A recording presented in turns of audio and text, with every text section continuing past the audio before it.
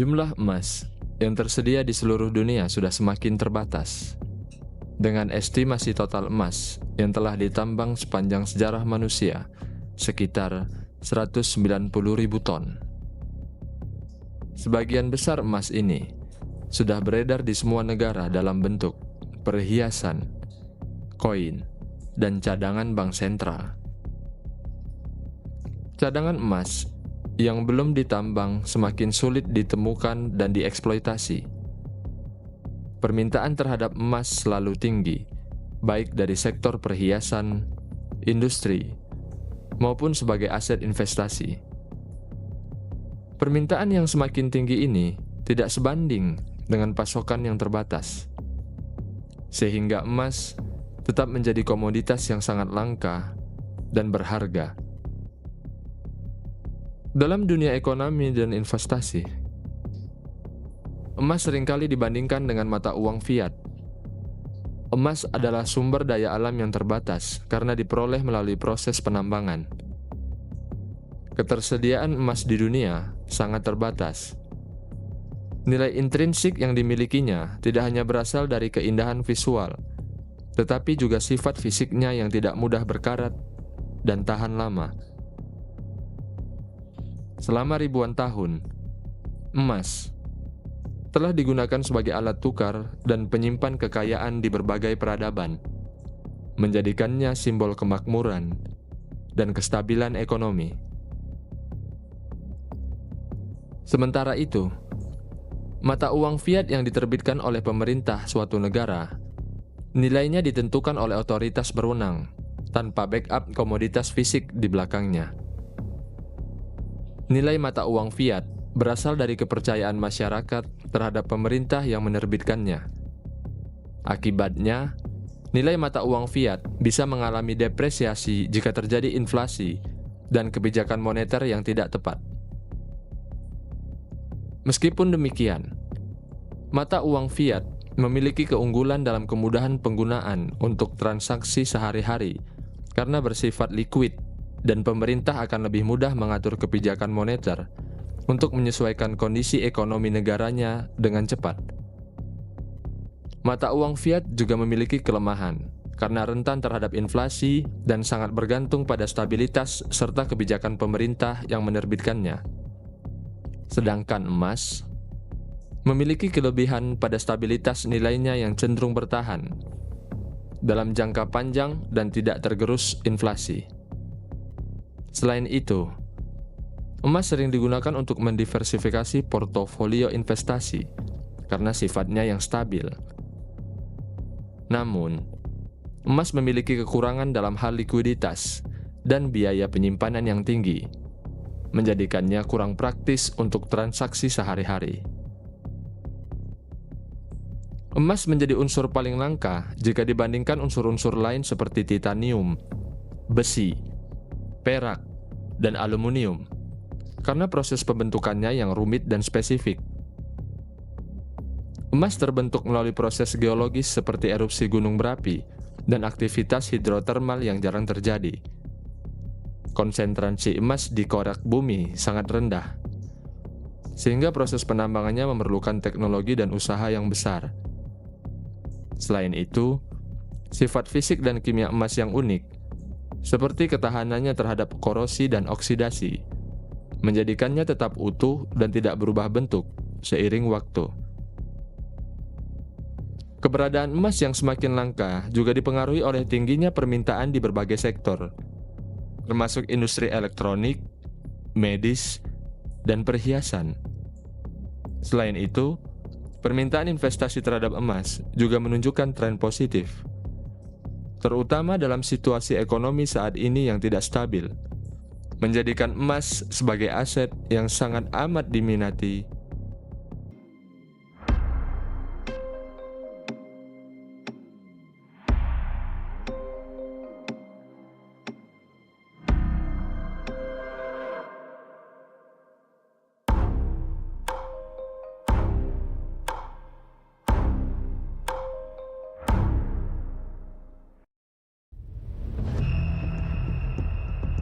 Emas adalah unsur kimia dengan simbol AU. dari bahasa Latin yang berarti aurum dan memiliki nomor atom 79.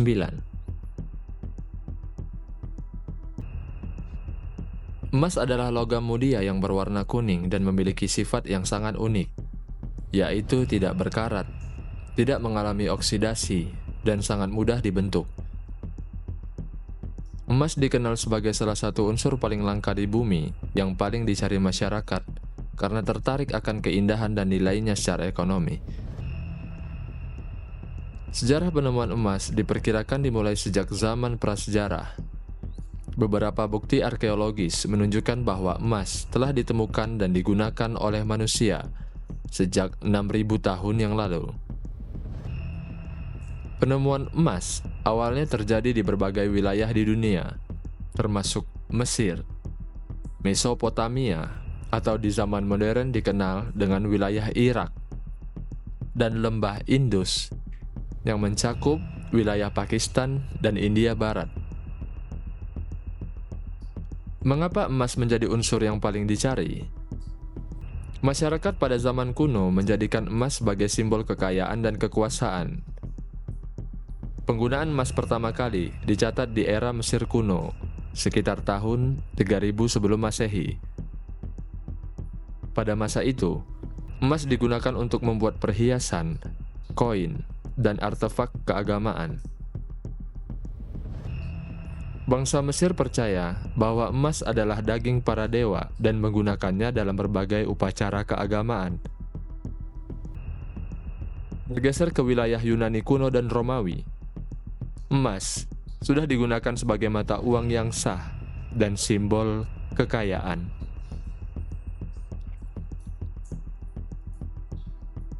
Memasuki abad pertengahan sesudah tahun 1000 Masehi, emas ditetapkan menjadi standar bagi sistem moneter di Eropa, yang dikenal sebagai standar emas atau the gold standard.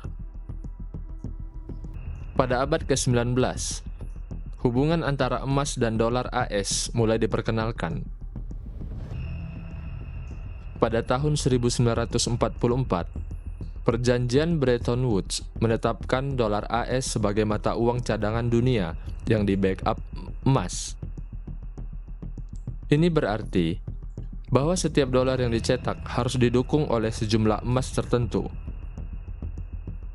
Di bawah sistem Bretton Woods yang dibentuk setelah Perang Dunia II, dolar AS bisa dikonversi menjadi emas dengan harga tetap, yaitu 35 dolar per ons.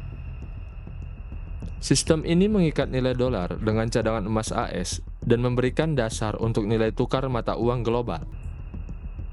Namun, pada tahun 1971, Presiden Amerika Serikat Richard Nixon mengakhiri konvertibilitas dolar menjadi emas, yang dikenal sebagai Nixon Shock. Nixon Shock merujuk pada serangkaian kebijakan ekonomi yang diumumkan oleh Presiden Nixon pada tanggal 15 Agustus tahun 1971. Salah satu langkah paling kontroversial dalam pengumuman tersebut adalah penghapusan pertukaran dolar AS menjadi emas.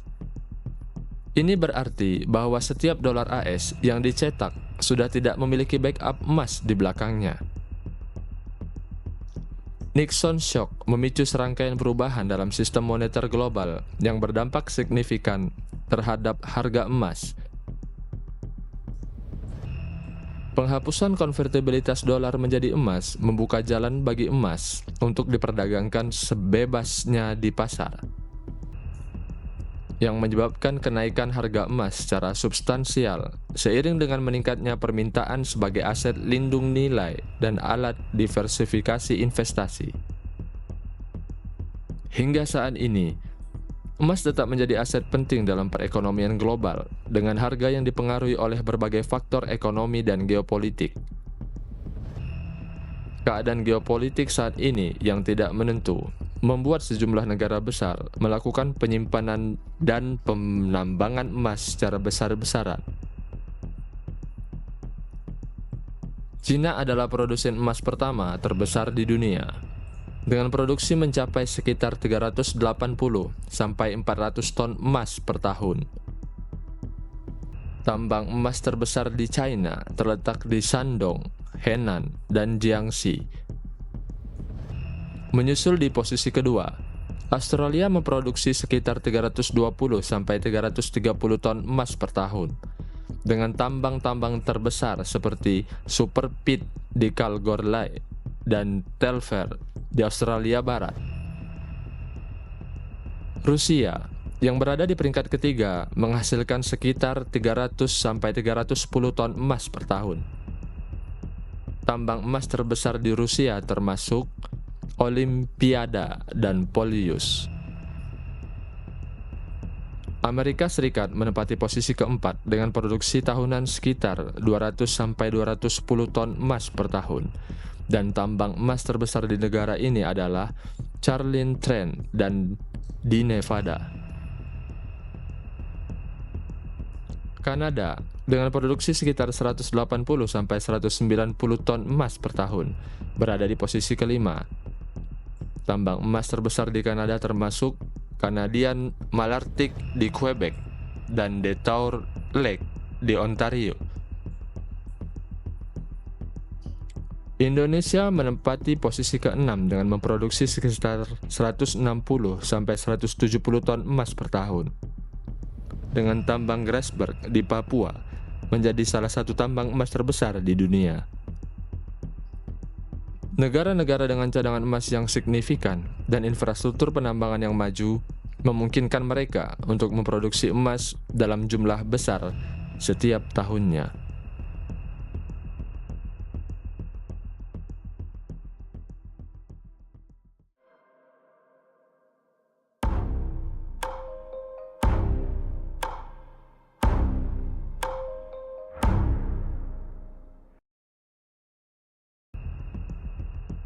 Dari tahun ke tahun, emas selalu mengalami peningkatan harga yang signifikan. Saat video ini dibuat, harga 1 gram emas sama dengan 74,91 US dollar atau setara dengan 1.230.777 rupiah, dengan asumsi bahwa 1 dolar sama dengan 16.430 rupiah. Emas selalu menjadi salah satu logam paling berharga di dunia. Namun sekarang kita menghadapi masalah yang patut dipertimbangkan karena keberadaan emas semakin langka dan semakin mahal. Hal ini dipengaruhi oleh berbagai macam faktor. Adanya keterbatasan sumber daya alam. Pertama, kita harus mengakui bahwa cadangan emas dunia semakin menipis. Banyak tambang emas telah dieksploitasi selama berabad-abad, mengakibatkan penurunan signifikan cadangan emas yang tersedia. Tambang yang tersisa seringkali berada di lokasi yang sulit dijangkau atau memiliki kadar emas yang lebih rendah. Selain itu, eksplorasi tambang baru membutuhkan teknologi canggih dan biaya yang sangat tinggi, serta lokasi potensial yang tersisa mungkin berada di wilayah dengan kondisi geografi ekstrim atau bahkan di bawah laut. Adanya permintaan yang terus meningkat. Permintaan emas terus meningkat dari berbagai sektor. Industri perhiasan tetap menjadi konsumen besar penggunaan emas, terutama di pasar-pasar besar seperti India dan China yang memiliki tradisi panjang penggunaan emas. Dalam kondisi ekonomi global yang tidak pasti saat ini, banyak investor beralih ke emas sebagai aset aman yang meningkatkan permintaan di pasar investasi sehingga mendorong kenaikan harga emas. Tidak hanya itu, penggunaan emas dalam industri teknologi dan medis juga terus bertambah. Karena emas memiliki sifat yang sangat berguna dalam produk-produk elektronik seperti ponsel dan komputer. Adanya dampak ekonomi dan geopolitik.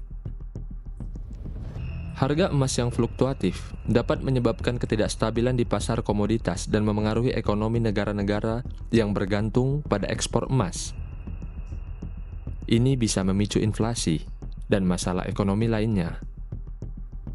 Selain itu, negara-negara dengan cadangan emas besar bisa menggunakan emas sebagai alat politik internasional yang ditakutkan dapat memicu ketegangan dan konflik antar negara di berbagai belahan dunia. Dampak lingkungan dan sosial. Penambangan emas seringkali berdampak buruk pada lingkungan.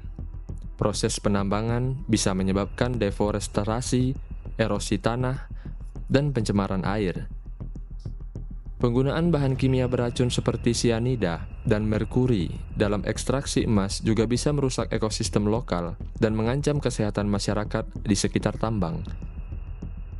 Selain itu, penambangan emas bisa menyebabkan permasalahan sosial seperti perpindahan penduduk, konflik antar masyarakat lokal, dan perusahaan tambang, serta kondisi kerja yang buruk bagi para pekerja tambang. Adanya teknologi dan regulasi. Teknologi yang digunakan dalam penambangan emas seringkali tidak ramah lingkungan dan kurang efisien. Inovasi teknologi sangat diperlukan untuk meningkatkan efisiensi ekstraksi dan mengurangi dampak negatif terhadap lingkungan.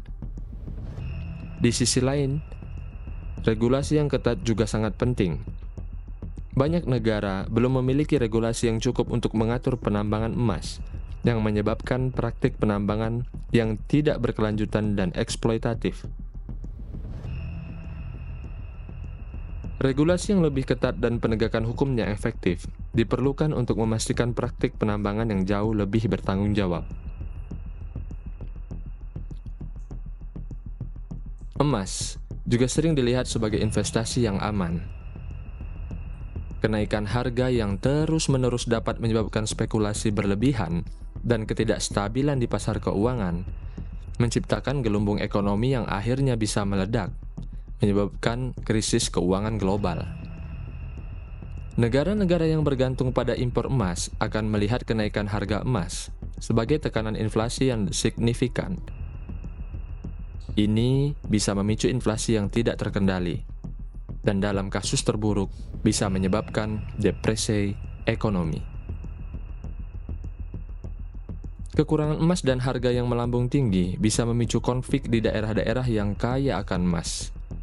Persaingan untuk menguasai sumber daya yang terbatas ini dapat menyebabkan konflik bersenjata dan kerusuhan sosial.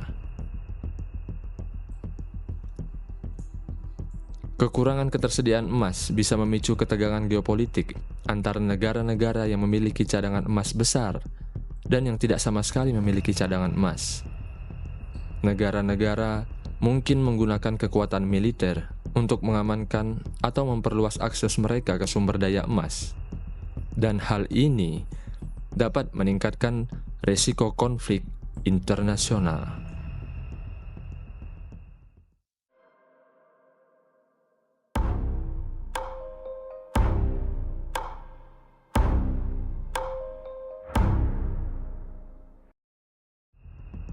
Bagaimana negara-negara di dunia terus memburu emas untuk menjadi backup finansial selain mata uang fiat? Apa yang akan terjadi dalam beberapa tahun ke depan apabila cadangan emas yang semakin langka atau bahkan habis? Pertanyaan-pertanyaan ini menjadi penting untuk kita dalam memandang masa depan ekonomi di tengah persaingan antara negara-negara besar. China dan Rusia menjadi negara yang tengah gencar-gencarnya menambah cadangan emas. Dengan perkiraan saat ini, masing-masing negara tersebut sudah memiliki lebih dari 2.000 ton emas. Salah satu alasan utama China dan Rusia meningkatkan cadangan emas mereka adalah untuk mengurangi ketergantungan terhadap mata uang dolar Amerika Serikat. Dengan memperbesar cadangan emas, kedua negara ini dapat meminimalkan risiko yang terkait dengan fluktuasi nilai dolar dan kebijakan moneter Amerika Serikat. Emas dianggap sebagai aset yang sangat aman dan stabil. Dengan menyimpan emas, China dan Rusia dapat meningkatkan stabilitas keuangan mereka dan melindungi ekonomi mereka dari gejolak pasar global. Dengan cadangan emas yang besar, China dan Rusia dapat memperkuat posisi mereka di pasar internasional dan memiliki lebih banyak pengaruh dalam negosiasi perdagangan dan keuangan. Ini juga membantu mereka dalam upaya de-dolarisasi yang bertujuan untuk mengurangi dominasi dolar dalam transaksi internasional. Rusia khususnya telah menghadapi berbagai sanksi ekonomi dari negara-negara barat. Dengan meningkatkan cadangan emas, Rusia dapat melindungi ekonominya dari dampak sanksi ini dan mempertahankan stabilitas keuangan negara mereka. Rusia dan China berniat mengurangi ketergantungan pada dolar Amerika Serikat dalam transaksi internasional. Dari data yang tidak dipublikasikan secara luas, Rusia dan China telah sepakat untuk menggunakan emas sebagai alat pembayaran yang sah dalam proses perdagangan kedua negara tersebut. Posisi emas sangat menjadi krusial untuk kedua negara ini melawan dominasi penggunaan dolar sebagai alat transaksi internasional. Agenda besar yang sedang dibangun adalah untuk menentang dolar sebagai mata uang yang terlalu overpower, namun tidak ada nilai pasti dalam mencetaknya. Tidak adanya backingan emas di balik dolar menjadikan dolar sebagai mata uang yang hanya didasari oleh kepercayaan publik, sehingga Rusia dan China memandang Amerika terlalu mengontrol ekonomi dunia yang bahkan sering memberikan sanksi ekonomi bagi dua negara ini. Dari kacamata geopolitik, apa yang dilakukan oleh Rusia dan China dengan mengandalkan emas akan membuat nilai emas terus meningkat. Nilai emas akan menjadi instrumen yang penting saat situasi geopolitik semakin bergejolak, khususnya jika terjadi gejolak antara kubu yang pro-Amerika melawan kubu yang pro-Rusia ataupun China. Jika di masa depan terjadi perang, akan berdampak kepada kolapsnya ekonomi dunia, termasuk mata uang fiat. Sedangkan emas tetap memiliki nilai sebagai alat tukar internasional yang berlaku di seluruh negara. Kondisi inilah yang memunculkan kesadaran kubu Rusia-China untuk menambah cadangan devisa menggunakan emas yang akan berdampak terhadap semakin meningkatnya kegiatan eksplorasi emas secara signifikan. Cadangan emas dunia yang dapat diekstraksi saat ini cukup untuk mendukung pertambangan hanya selama 20 tahun ke depan. Namun, bukan tidak mungkin cadangan emas dunia akan habis hanya dalam hitungan beberapa tahun saja. Lalu, bagaimana emas mengubah pola pikir kita dalam memandang ketidakpastian ekonomi global saat ini? Jika negara-negara besar sudah berpikir untuk memperbanyak kepemilikan emas, maka kita juga harus mulai memandang emas sebagai salah satu instrumen investasi ekonomi yang sangat kuat saat ini. Sebelum cadangan emas dunia habis.